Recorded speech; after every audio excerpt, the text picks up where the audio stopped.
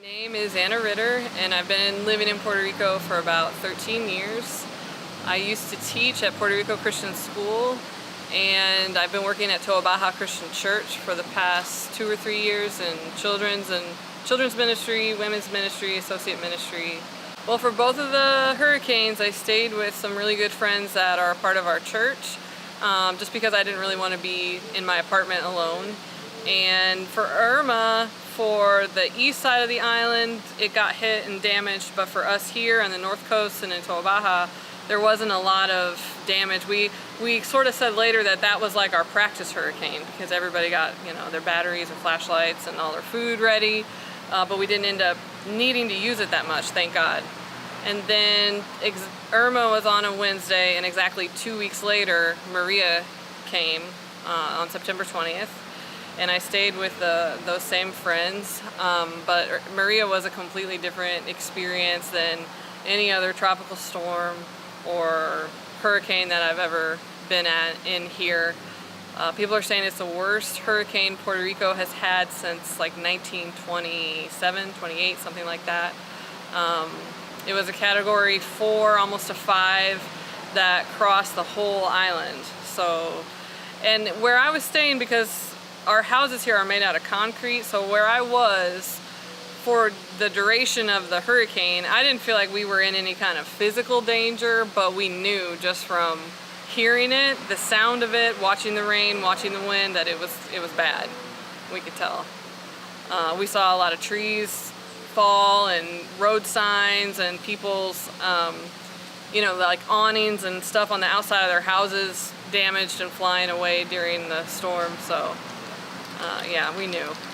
I think that it was just shock. I mean, late that Wednesday night, we sort of walked around the neighborhood where I was, and then the next day, we really were able to emerge out of that neighborhood and try to come back to Levittown. And I just didn't really anticipate ahead of time how shocking it was going to be for everything to look different, for everything to be damaged. I mean, you just couldn't look anywhere. There were power lines everywhere, debris everywhere. The trees were all totally stripped. This is a tropical island, so we're used to things being really green, and everything just looks so dead. All the leaves gone, branches everywhere. There was flooding. And the only thing I could say, I just was looking around, and all I kept saying was, this is so bad. That was the only thing. And everybody sort of had that same feeling. You could almost just see, even on the faces of strangers, just shock. Everybody just looking around like they couldn't believe it. This is so bad. So, and then we didn't have, the cell phone and all communications collapsed. So that was really stressful. Even just looking for the people that are part of our congregation, wanting to know if everybody was okay. It was hard to get to people's houses because of downed trees and power lines, and then you couldn't text or call anybody because there was no cell phone towers. So that was all very stressful. Because even if you had prepared ahead of time, with food and batteries and water, it seemed like everything was just happening so slowly. And I think it was about within the first week and a half, everybody was just in survival mode. Do you have food? Do you have water? Do you have gas for your generator, for your car, or whatever? Is your food going to spoil in your refrigerator? There were no grocery stores open.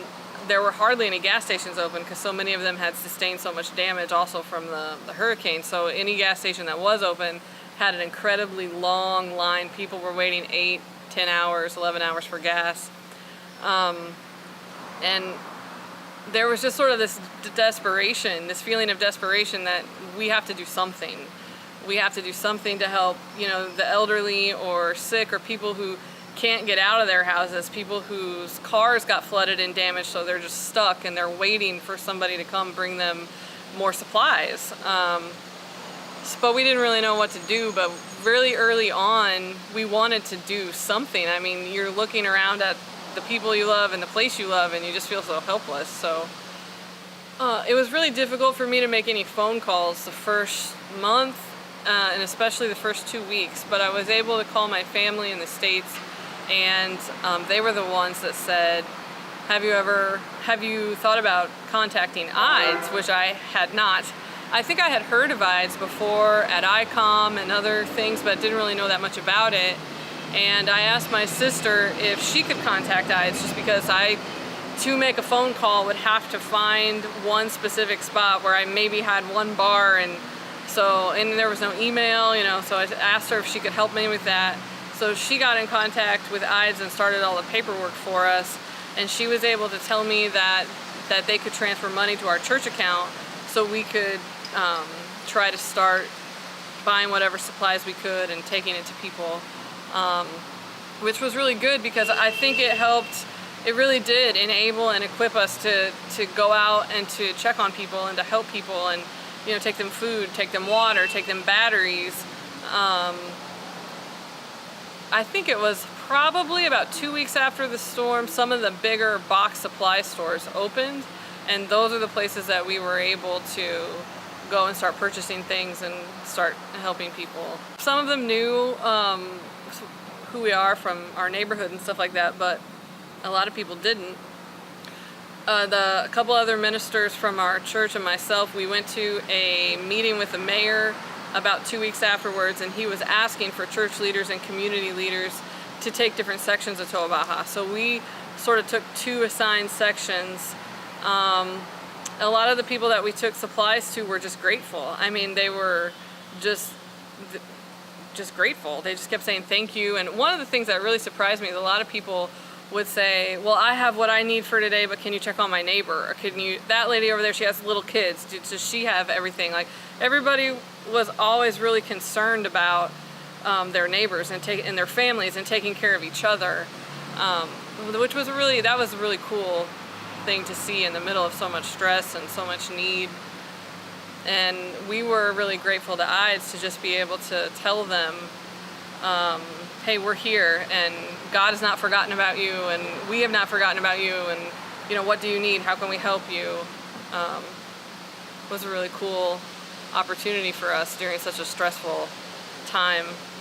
Yeah, we have one family that's been coming regularly to our church since the hurricane, and they have expressed so much thanks and gratitude, and have said, just thank you so much for caring about us. And that gave me the opportunity to tell them that, people in the States, the church cares about what's happening here in Puerto Rico and cares about our suffering. And that's a really cool reflection of the heart of God, that He's always paying attention to the suffering and listening to people that are crying out for help. So that was a really cool, I don't know if I'm explaining it well, but that's been a cool tool for us to be able to talk to people about Christ and His love, and we're thankful for our IDES for giving us that opportunity.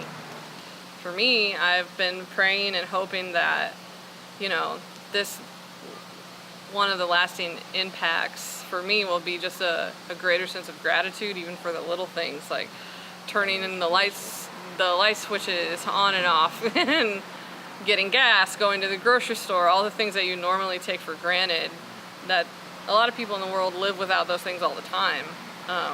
So that's one of my prayers for me personally, is just to have more of a sense of gratitude and practice being more grateful for the simple things. A lot of people are still working on fixing their houses, like doors, roofs, resealing things.